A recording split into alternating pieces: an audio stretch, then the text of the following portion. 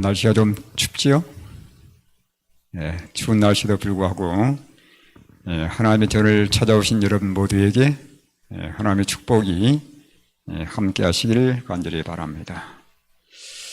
또 집에서 방송을 통해서 또 이렇게 보시는 말씀을 대하신 분들도 계실 텐데 그분들에게도 하나님의 축복이 함께 하시기를 간절히 바랍니다. 오늘은 벌써 세 번째 날이 되었습니다. 내일은 이제 제가 안식일 환영 예배차 또 모일 것이고 모레 안식일 또 말씀을 증가하면 또 사경 집회가 끝나게 됩니다. 상당히 긴 것처럼 느껴지지만 또 하다 보면 또 금방 끝나게 되는 것 같아요. 그죠? 어떠면 좀 일주일 하기는 너무 좀 짧지 않나 하는 생각이 좀 듭니다. 하고 싶은 말씀은 많고 하지만 또 시간이 또 이렇게 제한되어 있고 하기 때문에 이번에 저도 이제 엑기스만 이렇게 뽑아서 말씀 드렸고요. 또 그 외에 더 필요한 말씀들은 담임 목사님을 통해서 더 깊이 공부할 수 있게 되기를 바랍니다. 오늘은 특별히 요한계시록에 나와 있는 첫째 천사의 기별, 조사 심판에 대한 내용을 가지고 함께 말씀을 나누도록 하겠습니다. 이번 여러분 교재 보시면 조사 심판에 대한 내용이 등장합니다. 그래서 그 참고를 하시고 여러분께서 한번 집에서 그 내용을 시간 내셔서 꼭 읽어보시길 바랍니다. 먼저 조사 심판과 연관된 성경 구절을 제가 읽겠습니다. 요한계시록 14장 6절과 7절의 말씀인데, 또 보니 다른 천사가 공중에 날아가는데 땅에 거주하는 자들 곧 모든 민족과 종족과 방언과 백성에 전할 영원한 복음을 가졌더라. 7절입니다. 그가 큰 음성으로 이르되 하나님을 두려워하며 그에게 영광을 돌리라. 이는 그의 심판의 시간이 이르렀으니 하늘과 땅과 바다와 물들의 근원을 만드신 이를 경배하라 하더라. 여기 영원한 복음을 얘기하면서 그걸 심판과 연관을 시켰습니다. 여러분이 심판하면 어떤 생각이 듭니까? 조금 더 긴장되고 좀 두렵기도 하고 그렇지만 성경에서의 말하는 심판은 복음의 일부라고 하는 것을 여기 분명히 제시를 하고 있습니다. 여러분, 1844년 10월 22일은 예수님께서 이 땅으로 오실 날이라고 사람들이 믿었습니다. 윌리엄 밀러를 비롯해서 미국에 거의 한 10만 명 가까운 사람들이 그들이 예수님의 제 이름을 고대하면서 1844년 10월 22일을 되면 그들이 하늘에 가는 그 놀라운 영광을 누릴 것이라고 기대했습니다. 그들은 들에 밭을 캐지 그 감자를 캐지 않았어요. 들에 옥수수를 수확하지 않았습니다. 왜냐하면 예수님께서 오시면 하늘에서 모든 걸 다 먹을 것이기 때문에 수확해야 될 필요가 없는 거예요. 그들은 그러한 심정과 그런 마음으로 예수님의 제 이름을 고대하면서 기다렸습니다. 근데 1844년 10월 22일은 예수님께서 오시지 않은 거예요. 제 이름을 기다렸던 모든 사람들은 다 마음속에 좌절과 실망을 경험하게 되었습니다. 제가 말씀드린 것처럼 정말 예수님께서 오시면 하늘에서 모든 것을 먹을 걸 생각했기 때문에 전혀 이 세상의 것들을 추수하지 않았거든요.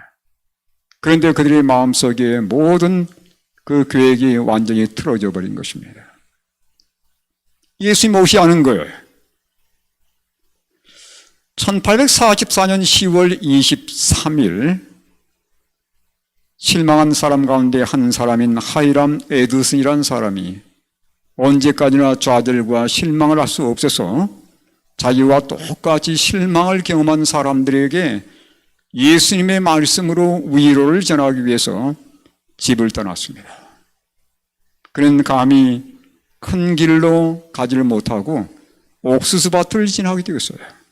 왜냐하면 큰 길을 가다가 이웃 사람들을 만나면 아직도 하늘 못 갔어?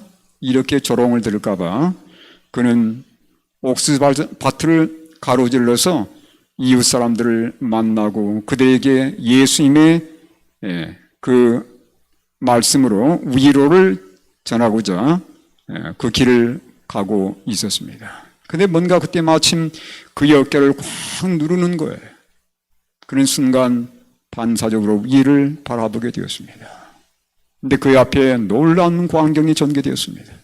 예수님께서 이 세상으로 오시는 것이 아니라 하늘 지성소로 들어가는 광경을 보게 된 거예요.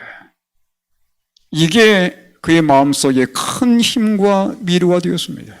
그는 그뒤부터 성경을 연구하면서 예수님께서 이 땅으로 오시는 것이 아니라 하늘 지성소로 들어갔다는 사실을 깨닫게 되면서 일당의 재림을 기다리는 사람들이 함께 모여서 말씀을 연구하게 된 거예요.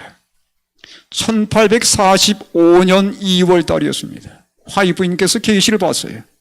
그 계시 제목이 신랑이란 계시인데 신랑 되시는 예수님께서 이 땅으로 오시는 것이 아니라 성소로 떠나서 지성소로 들어가신다는 그 계시를 보게 되었어요. 1845년 2월이었습니다. 그리고 후에 그때의 경험을 이렇게 기록해 주었습니다. 초기문집 255쪽의 말씀이에요. 나는 셋째 천사가 위를 가리키면서 실망한 자들에게 하늘 지성소로 가는 길을 보여주는 것을 보았다. 그들은 믿음으로 지성소에 들어가 예수님을 만났다. 희망과 기쁨이 그들 가운데 새로이 솟아올랐다. 나는 그들이 예수의 재림을 선포한 때부터서 1844년이 지나기까지 그들의 모든 과거의 경험을 돌아보며 회고하는 것을 보았다. 그들은 그들이 실망한 이유를 깨닫자 다시 기쁨과 확신이 생겼다. 예수님께서 어디로 가셨어요?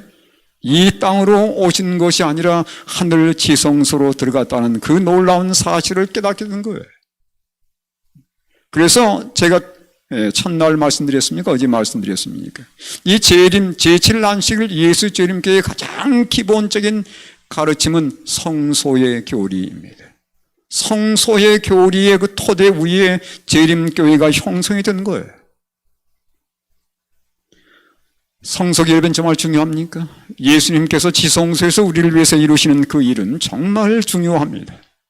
여기 대전교회 보면 433쪽에 주님께서 지성소의 봉사를 위하여 그곳으로 들어가실 때 믿음으로 그들의 대제사장을 따라간 자들은 언약궤를 보았다. 여러분, 왜 이 지성소에 특별히 마지막 때에 이 기별이 왜 중요한지에 대한 이유를 몇 가지 살펴볼 것입니다.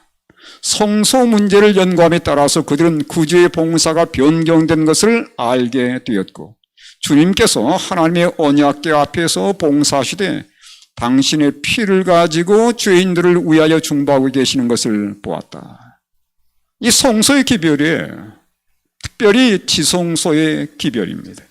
이것이 왜 중요하냐면 먼저 지성소에 예수님께서 들어가시자 거기에 뭐가 있는 게 발견되었습니까? 언약궤, 법궤가 있는 것이 발견이 되었습니다. 법궤 안에 뭐가 있어요? 십계명이 있다는 사실을 보게 되세요. 아, 그렇구나. 예수님께서 재림하기 전에 하나님의 백성들 사이에서 하나님의 계명이 회복되어야 한다는 사실을 그들이 깊이 깨닫게 되었습니다. 두 번째, 예수님께서 그분의 사역의 마지막 부분, 중보 사역을 어디에서 하시는 거예요? 지성소에서 하신다는 그 놀라운 사실도 보게 되는 거예요. 하나님의 계명과 예수의 믿음입니다. 이게 셋째 천사의 기별이고 지성소의 기별입니다. 그 다음에 세 번째, 예수님께서 이 하늘 지성소에서 누가 진정 그들의 죄를 예수님께 옮겼는지, 누가 진정으로 회심했고 누가 진정으로 예수를 믿는지 그들을 조사하는 그 사건과 더불어서 그러한 하나님의 백성들에게 그들의 모든 죄를 도말시켜주는 그 작업이 지성소에서 일어나는 것을 우리가 깨닫게 됩니다. 그래서 지성소 기별은 그래서 중요한 거예요. 예수님께서 지성소에 계실 때 우리가 해야 할 일은 무엇입니까? 그리스도의 의를 믿고 전적으로 예수님께 우리의 삶을 드리는 경험입니다. 굴복의 경험이에요. 진정 자아를 제거하는 경험입니다. 이건 예수님을 믿는 믿음을 통해서만 가능한 거예요. 그래서 지성소의 기별은 예수님께서 하늘 지성소에서 하시는 그 놀라운 사역은 이러한 기별들 때문에 중요한 것이에요. 그런데 여러분, 사단이 가만히 있겠습니까? 이 놀라운 기별을 사단이 가만둘 리가 없는 거예요. 사단은 할 수만 있으면 백성들을 이 기별을 듣지 못하게 하는 것입니다. 그래서 진리의 토대를 흔드는 거예요. 여기 가율법원 기별 3권 84쪽에 이렇게 말씀하고 있습니다. 1903년대에 기록된 거예요. 한 가지는 확실한데 사단의 깃발 아래에 서게 되는 제7일 안식일을 예수 재림 교인들은, 이게 마지막 때에 어떤 분들이 있을 거라는 겁니까? 이름은 제7일 안식일 예수 재림 교인인데 사단의 깃발 아래에 설 자들이 분명히 있을 거라는 거예요. 근데 그들이 어떤 일을 할 건가? 먼저 하나님의 성령의 증언에 포함된 경고와 견책에 대한 그들의 믿음을 포기할 것이다 그랬습니다. 성경 말씀에 있는 가장 중요한 마지막 교회에 준 기별들을 포기할 거라는 거예요. 특별히 화이분의 기별을 통해서 우리에게 주었던 이 마지막 교회의 하나님 백성들이 어떠한 신앙 자세를 가지고 신앙해야 할 것인지에 대한 그 모든 가르침들을 다 포기할 거란 얘기입니다. 화이분의 선자의 기별을 전적으로 거절할 자들이 분명히 있을 겁니다. 여러분, 그건 정말 위험한 일이에요. 사단은 이 교회에 이러한 거짓된 가르침과 또 이러한 움직임들을 통해서 사람들을 흔들 겁니다. 이 남은 교회에 오게 될 흔들림이에요. 계속 흔들리고 있는 사람들이 있지만 앞으로 흔들리면 좀 더 세질 겁니다. 여기 초기문집 50쪽에 보니까 이렇게 말씀하고 있어요. 큰 흔들림이 이미 시작되었고 또 앞으로 계속될 것이다. 진리를 위하여 담대하고 확고부동하게 서기를 꺼리고 하나님과 그분의 사업을 위하여 즐겨 희생하지 않는 모든 자들은 흔들림을 당하게 되고 떨어져 나갈 것이다. 대대적인 흔들림이 올 것입니다. 물론 지난 역사의 동안에 흔들리던 사람들이 꽤 있어요. 근데 앞으로의 흔들림은 훨씬 더 강력할 겁니다. 사람들이 무엇 때문에 흔들릴까요? 여기 전 복음전도 354쪽에 의하면 환난과 핍박 때문에 흔들릴 것입니다. 그 절정이 일요일 시험령과 연관된 것들이 될 것입니다. 두 번째는 유혹과 정욕에 의해서 또 많은 사람들이 흔들려 나올 것입니다. 그러니까 우리가 세상과 타협하며 사는 생활이 계속 이어진다면 우리가 이번에 이 흔들림 속에 많이 포함될 가능성이 있는 거예요.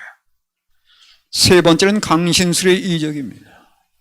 이게 얼마나 교묘한지 이 강신술이 바닥에 퍼져서 많은 사람들이 이게 강신술인지도 모르고 거기에 미혹될 것이라고 말씀하고 있습니다. 선지자왕 210쪽의 말씀이에요. 네 번째 또 하나의 강력한 흔들림은 이설과 교리들, 잘못된 거짓된 교리들입니다.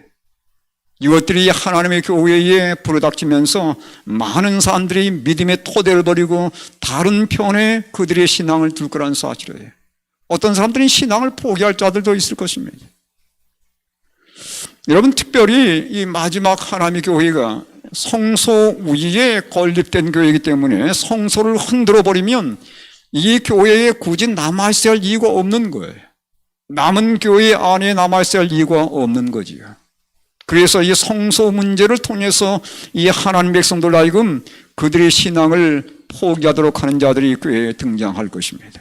여기 리뷰 앤 헤럴드 1905년도에 이런 말씀이 주어졌습니다. 영혼의 원수는 성소가 없다는 교리와 같은 거짓 교리들을 끌어들일 것이다. 성소의 교리를 부인하게 만드는 거예요. 특별히 하늘에 성소가 있다는 가르침에 대해서 사람들이 많이 조롱할 것입니다. 성소 문제는 믿음에서 이탈하는 자들이 따지는 문제 중에 하나가 될 것이다.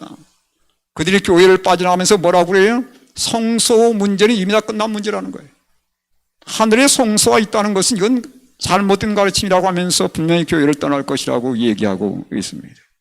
주님께서 지난 50년 동안 우리에게 주신 진리가 아니고서야 우리가 어디서 안전한 길을 찾을 수 있을까? 이 교회에 주어진 이 기별들은 완벽한 기별이라고 볼 수 있는 거예요. 하나님께서 이 교회를 사랑하셔서 마지막 때 가장 확실한 빛들을 주셨습니다. 그래서 이 교회의 가르침들을 부인하는 것은 참으로 위험한 거예요. 특별히 성소교리는 그렇습니다. 성소교리를 부인하게 되면 조사심판을 부인할 수밖에 없게 되어 있어요. 연결되었기 때문에 그렇습니다. 여러분, 그래서 지난 역사를 살펴보면 정말 하나님의 교회에 영향력이 있었지만 뒤로 물러간 사람들이 있었습니다. 어둠 속으로 사라진 사람들이 꽤 있었어요. 그 가운데 한 사람이 더들리 켄라이트라는 사람이었습니다. 이 사람은 제임스 화이트 이후에 대총회장이 될 거라고 기대됐던 사람이었어요. 그만큼 훌륭한 인품과 훌륭한 웅변력과 믿음 있는 사람이었습니다. 그런데 하나님의 진리를 포기하고 진리를 거절하게 되었어요. 1888년의 사건입니다. 이제 와그너, 이 사람은 1888년에 믿음으로 말미암는 의의 영웅입니다. 저는 이 사람의 책을 여러 번 읽어봤어요. 네. 이 사람이 배도하기까지 그 가르침들은 정말 우리 마음속에 감동입니다. 근데 훗날에 하나님의 진리를 포기하고 떠나버렸어요. 켈록, 여러분 우리 시중 가면 켈록 뭡니까 그게? 켈록 시리얼, 있지요? 이 켈록이라는 사람이 어떤 일을 했냐면 우리 교단에 특별히 의료 분야에 아주 선구자였습니다. 젊은 나이에 정말 영특한 사람이었어요. 여러분 타이타닉호 아시죠? 타이타닉호 그 1등실에 보면 1등 칸 손님들을 위해서 특별히 피트니스룸, 그 운동기구들을 이렇게 만들어 놓고 운동하도록 했는데 거기에 운동기구들을 고안한 사람이 켈로그라는 사람이에요. 그래서 요즘 보면 그 자전거 타기 있죠, 자전거 타기. 이 사람이 고안한 거예요. 그 다음에 허리 이게 막 이렇게 하는 거 있잖아요. 허리 이렇게 벨트로 해가지고 하는 거. 이 사람이 고안한 겁니다. 이게 타이타닉호에 실렸던 그 운동기구를 개발한 사람이에요. 놀라운 사람입니다. 하나님의 진리를 배반했습니다. 콜라디라는 사람은 유럽의 첫 번째 지배장이었습니다. 그는 러시아와 발칸반도와 독일에 하나님의 진리교회를 설립했던 사람이었어요. 교회를 떠났습니다. 벨린저는 아주 유명한 목사님의 자녀였는데 이 사람도 목사였어요. 근데 많은 영향력을 남기고 교회를 떠났습니다. 이들의 공통점이 뭔지 보세요. 이들의 공통점은 첫 번째 하늘 성수와 조사 심판을 부인했다는 사실이에요. 두 번째는 화이트부인의 글들을 영감성을 부인하게 되었습니다. 여러분 이 둘은 함께 가게 되었어요. 화이트부인의 글을 읽게 되면 조사 심판을 받아들이지 않을 수 없게 되어 있고 조사 심판을 받아들이면 화이트부인의 영감성을 받아들이지 않을 수 없어요. 그런데 하나를 부인하면 다른 하나를 반드시 부인해야 되는 겁니다. 이 베드로를 가리켜서 우리가 뭐라고 하냐면 알파 베드로라 불러요.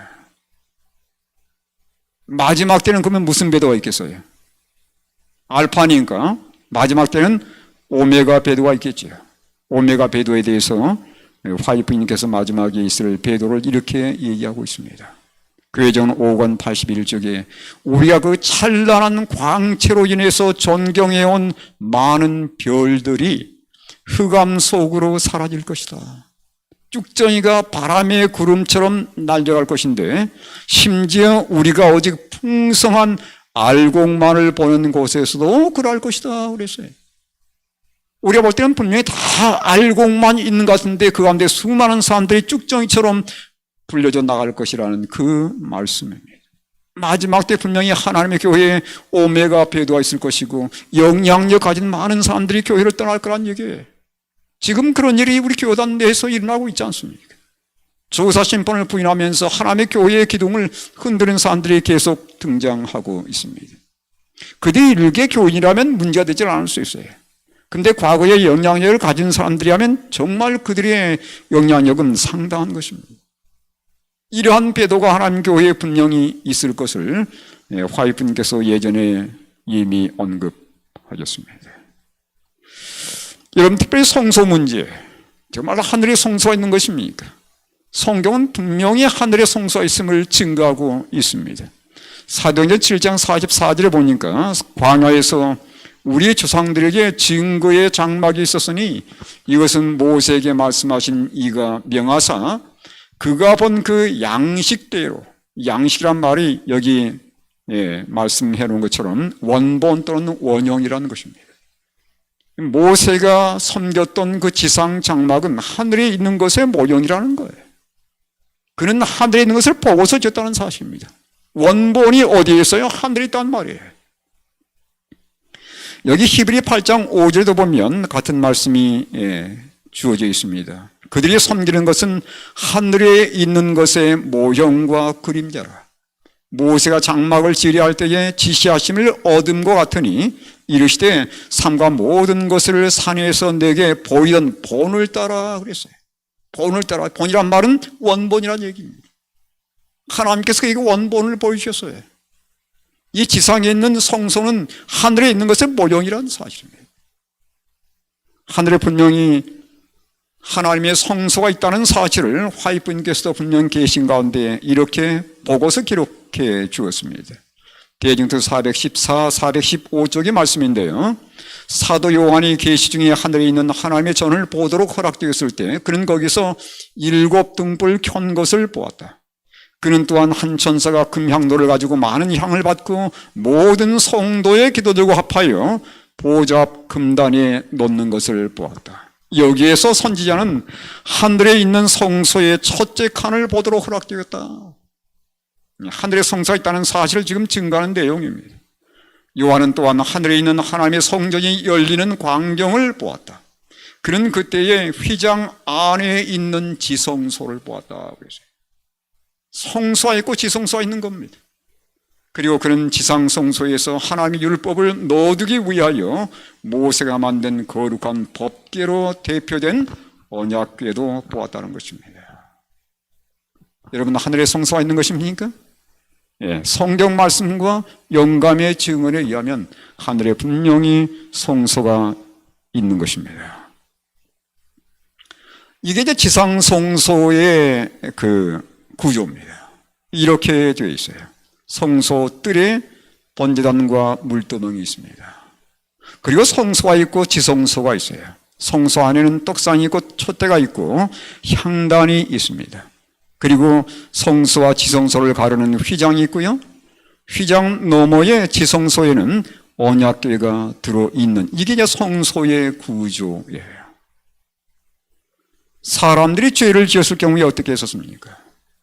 죄를 지었을 경우는 흠 없고 점 없는 양 또는 소도 가져오는 경우도 있었고 염소를 가져오는 경우도 있었어요.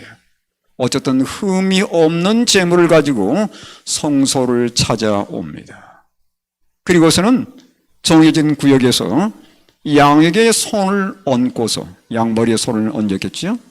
그 다음에 자신의 모든 죄를 다 고백하는 거예요.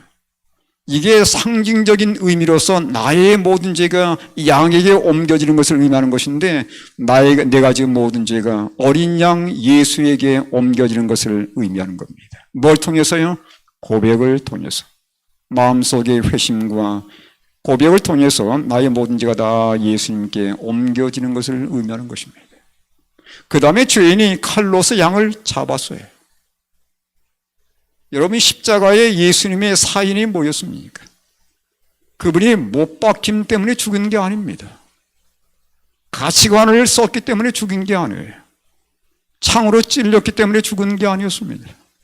십자가에 예수님의 사인은 뭐였습니까? 심장 파열이에요. 누가 예수님의 심장을 깨뜨렸습니까? 나의 죄가 예수님의 심장을 깨뜨린 거예요. 예수님은 나의 죄 때문에 심장이 깨뜨려진 것이에요. 유다가 죽인 게 아니고 로마의 군병이 예수님을 죽인 게 아닙니다.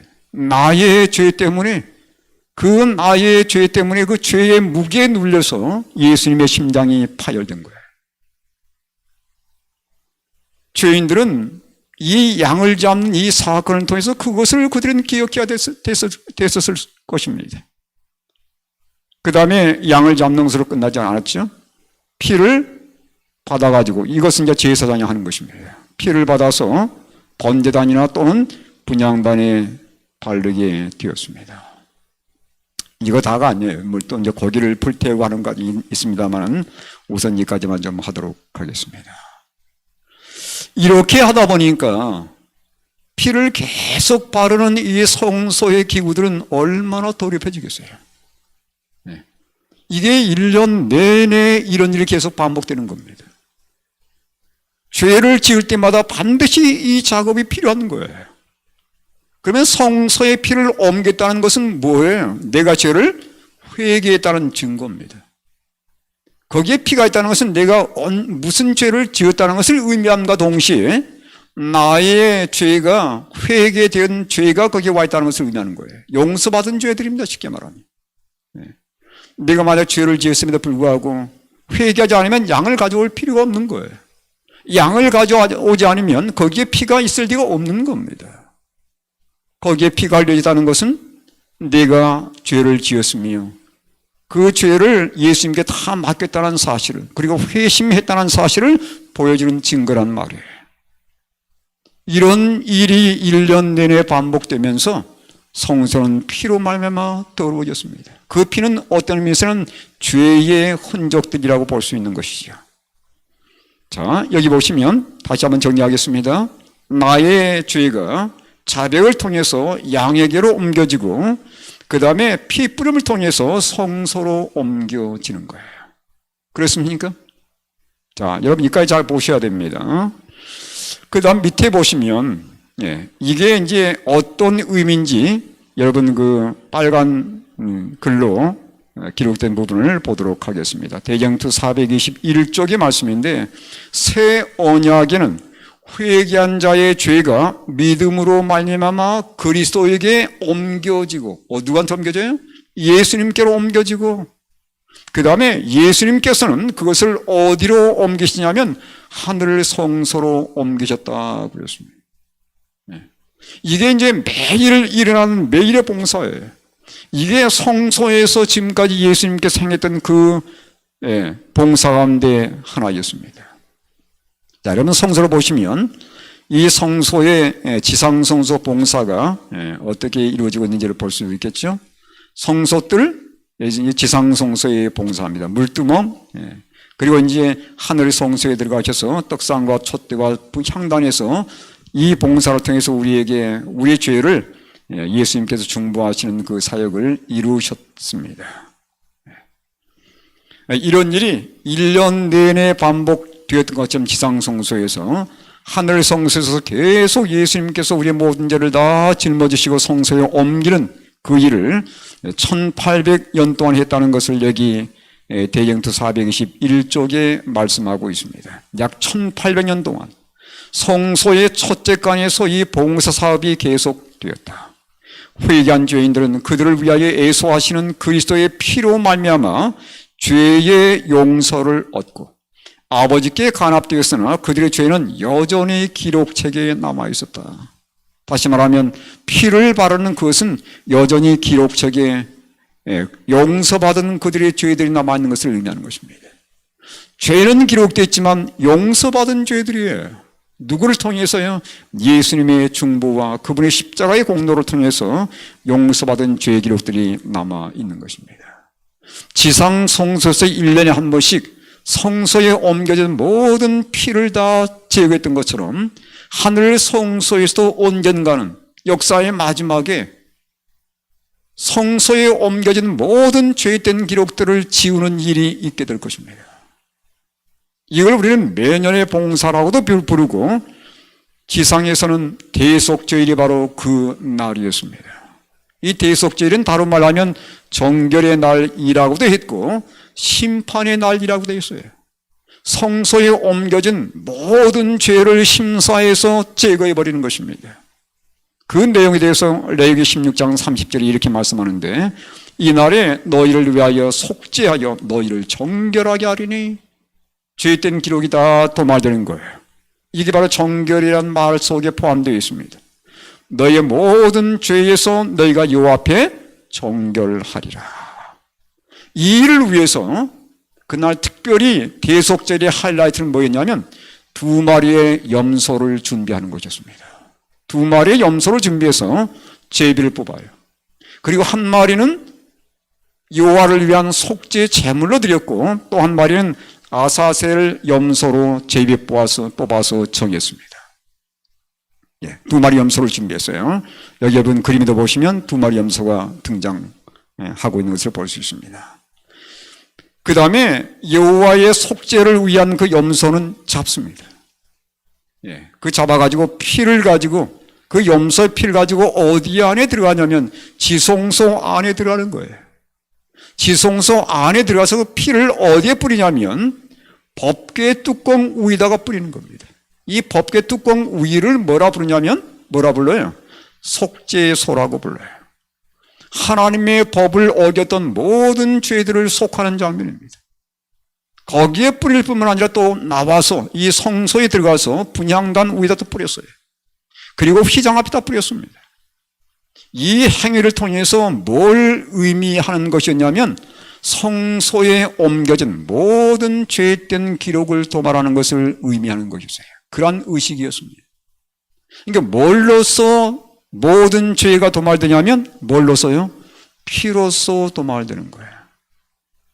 마찬가지입니다. 마지막 때도 성소에 옮겨진 하늘 성소에 옮겨진 모든 우리의 죄된 기록을 뭘로써 최종 도말하냐면 그리스도의 십자가의 보혈로 그렇게 하는 것입니다. 네. 여러분 십자가는 십자가의 사건으로 끝난 게 아니에요. 여전히 지성소에서도 십자가의 놀라운 공로는 발휘가 되는 것입니다.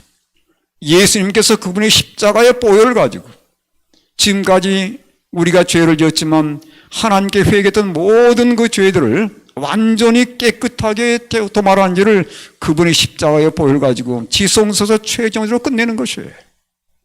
여기 그 내용을 레기 16장 15절 16절에 이렇게 말씀하고 있습니다. 또 백성을 위한 속죄제 염소를 잡아 그 피를 가지고 휘장 안에 들어가서 그 수송아지 피로 행함같이 그 피로 염소의 피입니다.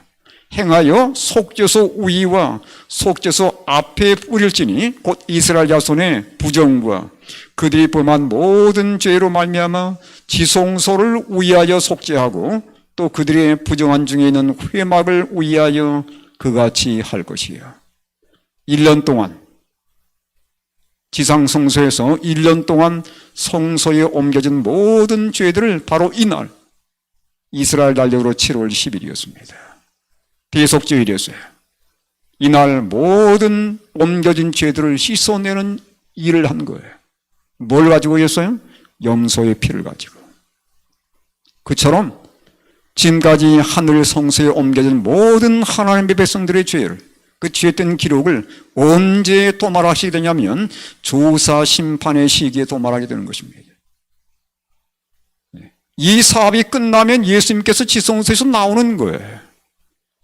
그분께서 지성소에서 나오시게 되면 더 이상 누가 없습니까? 하늘 성소에 중보자가 남아있지 않게 되는 겁니다. 중보자가 사라지면 어떤 일이 임하게 될까요? 이 세상의 죄인들은 바로 그대로 하나님의 죄의 진노를 경험하게 되는 거예요. 그게 바로 뭐냐면 일곱 재앙입니다. 근데 하나님의 백성들은 이미 모든 죄가 다 도말렸기 때문에 하나님의 진노와 그들이 역사할 수 없는 거예요. 그래서 우리는 지성소에서 예수님이 나오기 전까지 정말 중보자 없이 서도록 하기 위해서 어떤 일을 해야 되겠습니까? 날마다 예수님께 우리 죄를 가져가며 그분을 전적으로 내 마음속에 받아들이고 자아를 온전히 그분께 굴복해 드리며 정말 우리 심령을 그리스도의 보혈로 깨끗하게 씻는 일을 매일 이루어야 된다는 사실입니다. 네. 그래서 여러분 화이트의 글을 보니까 제가 한번 찾아봤어요. 우리가 날마다 해야 할 것들이 무엇인지를 한번 찾아봤습니다.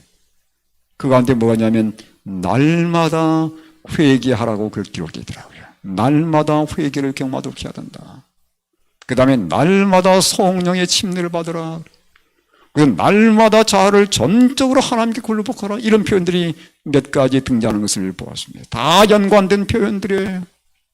우리는 날마다 그리스도의 십자가 앞에 이끌려가서 성령으로 이끌려가서 정말 온전히 자아를 내놓고 내 마음속에 모든 죄의 오염들을 다 씻어내는 그러한 경험을 해야 될 것입니다. 그러한 자들이 조사심판의 시기에 하나님의 놀라운 보혈 공로를 통해서 그들의 모든 과거의 죄된 기록들을 다 도말해버리는 것이에요. 그러한 사람이 중보자 없이 하나님께서 지성소에서, 예수님께서 지성소에서 봉사하고 나오실 그때에 중보자 없이 서는 그 경험을 하게 될 것이고, 이때 만약 죄가 도말되는 경험을 하지 못한 자들은 더 이상 중보자가 없으니까요. 그들과 하나님 사이에 중보자가 없기 때문에 그대로 하나님의 진노, 자비가 섞이지 않은 진노입니다. 진노를 그대로 받는 거예요. 이게 바로 일곱 재앙의 시작입니다. 이 대속죄일과 조사심판의 결과입니다. 이 조사심판 또 예수님의 지성소의 그 봉사를 통해서 결국은 하나님의 성실한 백성들, 날마다 예수님을 그들의 마음속에 모시고 그분의 십자가의 보혈로 죄를 씻었던 그 모든 의로운 하나님의 백성들의 죄가 완전히 도말되게 될 것입니다. 그런데 뭘로 도말된다고요? 우리가 결코 잊지 말아야 될 것은 내가 안식일을 잘 지켰기 때문에 도말되는 게 아니에요. 내가 어떤 선한 봉사를 많이 했기 때문에 도말되는 게 아닙니다. 뭘로 도말되냐면 십자가의 보혈로 도말된다는 사실 여러분 기억하십시오. 나의 모두를 씻을 것은 딱 한 가지밖에 없습니다. 그건 십자가의 예수님의 보혈 공로예요. 여기 쟁투 422쪽도 이렇게 말씀하고 있습니다. 그리스도께서 당신의 봉사를 마치실 때에 당신의 보혈의 공로로 하나님의 백성의 죄를 하늘 성소에서 도말해 버리실 때 그래서요. 그분의 십자가의 보혈입니다. 그런 거로 잠적으로 십자가의 보혈을 의지하고 날마다 자신을 십자가의 발 앞에 내려놓는 그러한 백성들을 위해서 그분께서 우리를 깨끗하게 씻어주실 것이고 그 깨끗한 상태로 우리가 주님 앞에 온전히 도말당하는 경험을 하게 될 것입니다. 그게 조사심판을 통과하는 거예요. 이게 하나님의 교회에 주어진 기별입니다. 이 엄숙한 일이 지금 하늘 지성소에서 진행되고 있는 거예요. 이 사실을 알지 못하는 사람들을 위해 증거할 책임이 있고 의무가 있는 것입니다. 그래서 첫째 천사의 기별이 뭐예요? 여러 이 세계 각국의 하나님께서 이 하나님의 백성들에게 이 세상 백성들에게 증거할 기별이 있다고 말씀하죠. 그 영원한 복음이라고 말씀합니다. 그러면서 심판의 기별이 연결되는 것을 볼 수 있습니다. 여러분, 그 대속죄일과 조사심판 그리고 예수님께서 우리를 위해서 하시는 중보사업 다 연관된 그러한 그분의 사역인데, 우리가 보통 이제 조사심판하면 상당히 많은 분들이 심판이라는 말에 대해서 조금 좀 두려운 마음들을 갖고 있어요. 그러나 심판은 결코 두려운 것이 아닙니다. 여러분, 죄가 없는 사람이 법정에 불려갔을 때는 그는 두려워할 이유가 아무것도 없는 거예요. 왜냐하면 죄를 지은 게 없으니까. 죄를 온전히 예수님의 공로로 용서받은 사람들은 심판에 대해서 염려할 필요가 없는 것입니다. 자, 여러분이 왼쪽에 보면 세상 법정의 구조입니다. 잠깐 살펴보겠습니다. 재판장이 있죠? 변호인과 오른쪽에 변호인과 피고인이 있어요. 그 다음 맞은편에 검사가 있고 배심원이 있습니다. 그 재판장 맞은편에 증인이 있고 방청석이 있어요. 꼭 이런 구조는 아니지만 대충 이렇게 법정이 구성되어 있습니다. 하늘법정도 마찬가지예요. 하늘법정도 재판장이 있고 검사 역할을 하는 존재가 있고 변호인이 있고 피고인이 있고 증인들이 있습니다. 자, 하늘 재판정의 심판장은 누굽니까? 다니엘 7장 9절 10절에 보니까 내가 보니 왕자가 놓이고 옛적부터 항상 계시니 누구예요? 하늘 아버지시에요. 그분이 좌정했습니다. 이분이 심판을 주재하는 거예요. 그의 옷은 희귀한 눈 같고 그의 머리 털은 깨끗한 양의 털 같고 그의 보좌는 불꽃이요 그의 바퀴는 타오르는 불임이요 불이 강처럼 흘러 그의 앞에서 나오며 그를 섬기는 자는 천천히요 그 앞에 모셔선 자는 만만이며 심판을 베푸는데 책들이 펴 놓였더라. 누가 증인들입니까? 하나님 앞에 모셔서 있는 수많은 천사들이 증인들입니다. 그들이 각자의 증인들이에요. 우리 모두의 다 증인들입니다. 예. 우리 모든 각 사람들에게 따라다니는 천사들이단 말이에요. 그들이 증인들로 그 자리에 와 있는 것입니다. 세상 법정에도 검사가 있죠. 검사의 역할은 뭐냐면 어쨌든 죄를 이렇게 사실대로 드러내가지고 그 사람에게 무거운 형벌을 내리는 것이 검사의 역할입니다. 그런데 하늘법정도 그보다 더한 역할을 하는 존재가 있어요. 바로 사탄입니다. 참소자예요. 여기 스가랴 3장 1절 2절에 보니까 대제사장 여호수아는 여호와의 천사 앞에 섰고 사탄은 그의 오른쪽에 서서 그를 대적하는 것을 여호와께서 내게 보이시니라. 어떻게 대적할까요? 네. 이미 용서받은 하나님의 자녀지만 계속해서 그의 죄를 꼬집는 것입니다. 그의 죄를 계속 불리면서 네 과거에 이런 죄를 짓지 않느냐 이거예요. 네가 하나님 믿고 난 뒤에도 이런 죄를 저질렀는데 감히 너가 어떻게 하나님께 용서를 달라 구해달라고 청하시냐 이거예요. 뻔뻔하지 않느냐 이겁니다. 하면서 하나님 백성들을 계속해서 참소하는 그 존재가 누구냐면 바로 하늘에서의 검사 역할을 하는 것 같은 그 존재인 사탄이에요. 그는 끊임없이 우리로 하여금 하나님이 이들은 부당합니다. 이들은 과거에 죄를 많이 지은 자이기 때문에 바로 내 겁니다. 이들은 죽어 마땅한 존재들입니다. 이렇게 하면서 계속 우리의 죄를 들춰내면서 하나님 앞에 참소하는 것입니다. 하나님께서 뭐라고 말씀하세요? 여호와께서 사탄에게 이르시되 사탄아 여호와께서 너를 책망하노라. 예루살렘에 택한 여호와께서 너를 책망하노라. 이는 불에서 꺼낸 거슬린 나무가 아니냐. 네? 죄의 불에 완전히 타가고 있는데 완전히 타서 죄가 되기 전에 누가 꺼내주셨어요? 예수님께서 꺼내주셨어요. 네가 다 용서해서 그 말입니다. 네? 네가 그들을 다 용서했어. 그러니 그들은 내가 용서했기 때문에 그들은 구원받을 자격이 있어. 과거에 어떤 죄를 지었든 간에 나는 그걸 묻진 않아. 왜냐하면 그들은 다 회심했고 그들이 다 회개했기 때문에 예수님께서는 그들을 다 용납하신다는 말씀입니다. 얼마나 위로될 말씀입니까? 그런데 여러분 하늘법정에도 변호사가 있어요.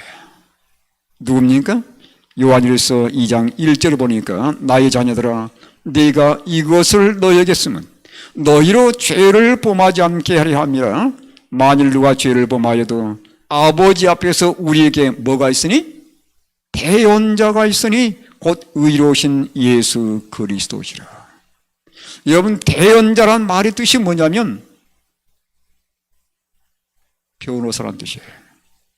원래 이 말의 원 의미는 변호사란 뜻입니다. 법정에서 변호해 주는 사람이란 말이에요. 법정에서. 이게 원래 의미입니다. 대언자. 그러니까 예수님께서 하늘 법정에서 우리가 아무 말도 못하고 사단의 참소에 대해서 아무 말도 못하고 입을 다물고 있을 때 누가 변호하시는 거예요? 예수님께서 변호해 주지 않았습니까? 내가 꺼냈다 이거예요. 네? 그들이 죄의 불에 타고 있을 때 내가 그들을 꺼내서 하나님의 자녀가 되겠다는 것입니다. 우리를 변호하신 분이겠어요? 이 대언자란 말이 성경에는 뭘로 번역되어 있냐면 보혜사로 번역되어 있어요. 보혜사는 누구의 명칭입니까?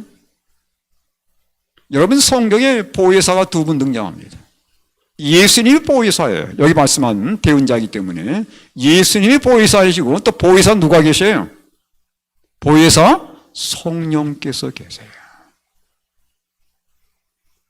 여러분 예수님께서 우리를 변호해 주시고 우리를 위해서 탄원하시며 우리를 변호하신 또 한 분이 계신데 그분이 성령 하나님이세요. 여러분 이런 법정이라면 우리가 패배하겠습니까? 예수님께서 우리의 친히 변호자가 되시고 성령께서 우리를 위한 변호자로서 등장하는 것입니다. 이러니 어떻게 패배할 수 있겠어요? 여러분 더 극적인 사건이 있습니다. 실제 하늘 재판정의 재판장이 누군지 보시기 바랍니다. 요한복음 5장 22절. 아버지께서 아무도 심판하지 아니하시고 심판을 다 누구한테 맡겼어요? 아들에게 맡기셨으니. 5장 27절도 보면 또 인자됨으로 말미암아 심판하는 권한을 주셨느니라. 아버지가 시작했지만 최종 언도는 누가 하는 거예요? 예수님께서 하시는 거예요. 변호사가 동시에 재판장이 되는 것입니다. 여러분, 세상에 그런 법도 있는 것입니까? 세상 법은 그럴 수 없는 거예요. 그러나 하늘 법은 다릅니다. 나의 변호사이신 그 예수님께서 재판석에 앉으시는 거예요. 재판장으로 앉으신 겁니다. 네. 그러니 나의 변호사인 그분께서 재판장이 되신다면 그 건은 결과는 보나마나예요. 성령께서 우리를 변호해 주시고 예수님께서 나의 재판장이 되시니 여러분, 이거 보나마나 결과는 보나마나 아닙니까? 그래서 심판은 뭐예요? 복음이에요. 여기 다윗도 다윗도 이렇게 기록했습니다. 시편 9편 4절에 보면 주께서, 우리 하나님께서, 예수님이죠, 나의 의와 송사를 뭐 하셨으며? 변호하셨으며 보좌에 앉으사 의롭게 심판하셨나이다. 우리 하나님께서 이 두 가지를 동시에 하는 거예요. 변호해 주시면서 동시에 심판하시는 것입니다. 그러니 나의 변호사가 나를 가장 잘 아실 거 아닙니까? 나의 사정을 잘 아시는 그분께서, 할 수만 있으면 나를 용서받도록 하시는 그 예수님께서 나의 심판장이 되신다면 여러분, 심판에 대해서 두려울 게 어디가 있습니까? 심판은 복음입니다. 그래서 복음인 거예요.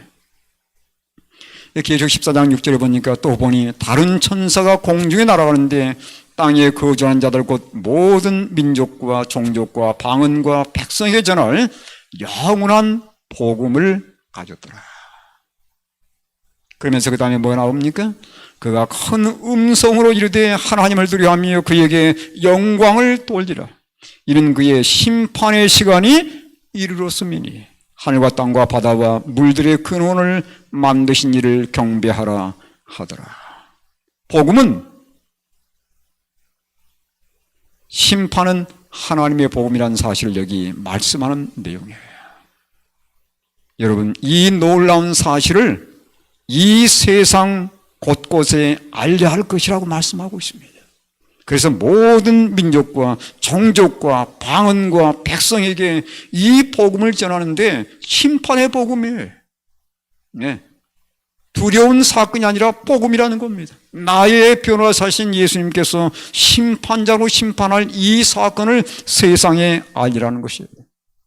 이게 초대천사의 기별 아닙니까? 이제 말씀을 줄이면서 심판 때 우리가 해야 할 가장 중요한 의무는 무엇일까요? 여러분, 요한계시록 14장 12절에 나와 있습니다. 성도들의 인내가 여기 있나니 그들은 하나님의 계명과 예수에 대한 믿음을 지키는 자니라. 하나님의 계명이 어디 있어요? 지성소에 있어요. 예수님께서 어디 계십니까? 지성소에 계세요. 그래서 지금은 우리의 시선을 어디에 두어야 되냐면 지성소에 두어야 된다는 사실입니다. 그 예수님을 우리가 믿음으로 따라가야 된다는 사실이에요. 특별히 이 마지막 때 하늘 지성소에서 우리 모두의 죄의 정결을 위해서, 그 도말이죠, 정결을 위해서 사역하시는 그 예수님과 믿음으로 우리가 동참해야 한다는 사실입니다. 이 땅에 사는 우리가 그 정결을 위해서 해야 할 일은 무엇입니까? 그건 전적으로 예수님을 믿는 거예요. 여기 말하면 어떤 믿음이라고 했어요? 사랑으로 역사하는 믿음입니다. 사랑으로 역사하는 이 믿음이야말로 영혼을 순결케 한다. 이 정결하게 되는 것이죠. 이러한 믿음은 하나님의 계명에 대한 참된 순종을 보이는 그리스도의 추종자들의 성의 가운데서 역사한다고 했습니다. 우리가 예수님을 전적으로 믿고 의지할 때 어떤 일까지 할 수 있어요? 하나님의 계명을 온전히 이룰 수 있어요. 하나님의 계명과 예수 믿음이 바로 이것입니다. 우리가 예수님을 전적으로 믿고 의지할 때 하나님의 계명도 온전히 순종할 수 있게 되어 있고, 우리 마음속에 예수 믿음을 통해서 그분의 아름다운 품성이 우리의 삶 속에 재현되게 될 것입니다.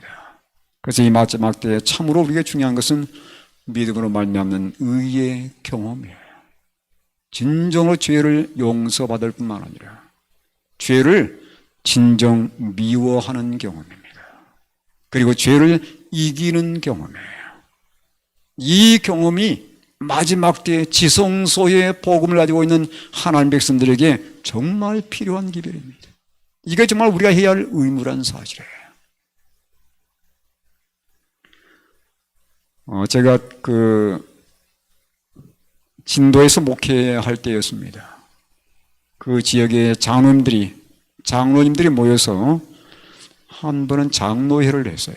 부부가 모여가지고 장로님들과 이 집사님들이 다 함께 모여서 부부 집사님들이죠. 어딜 가게 됐냐면 그 영암에 그 유명한 산이 있습니다. 무슨 산인지 아십니까? 월출산. 맞나요? 예, 그 산을 등반하게 되었어요. 그때 제 집 아이가, 큰 아이가 6살, 작은 아이가 3살이었습니다. 근데 그 애들까지 다 아들이 갔어요. 영암 월출산에 올라와 보니까 좀, 쉽지는 않은 산이었어요. 그때 처음으로 가봤습니다만은 쉽지는 않은 산이었습니다. 근데 우리 6살 난 아이는 그런 대로 잘 이렇게 혼자 걸어서 올라갔어요. 3살짜리 아이도 산 꼭대기까지 올라갔습니다. 그 3살 아이가 산 꼭대기에 딱 올라가니까 사람들이 막 박수를 치는 거예요. 야, 너 정말 용하다. 어떻게 이렇게까지 올라왔냐? 여러분, 그 아이가 혼자 걸어서 올라갔겠습니까? 어떻게 올라갔겠어요? 제가 업고 올라왔습니다. 제가 등에 업고 올라간 거예요. 여러분, 믿음은 무엇입니까? 믿음은 업히는 것입니다. 누구 등에 업히는 거예요? 예수님 등에 업히는 것입니다. 근데 사람들은 잘 업히려고 하지 않아요. 자기가 걸어보겠다고 하다가 넘어지고 깨어지는 것입니다. 그러면서 실수하는 거예요. 여러분, 믿음은 예수님 등에 업히는 것이고, 우리는 예수님 등에 업혀서 하늘까지 가는 것입니다.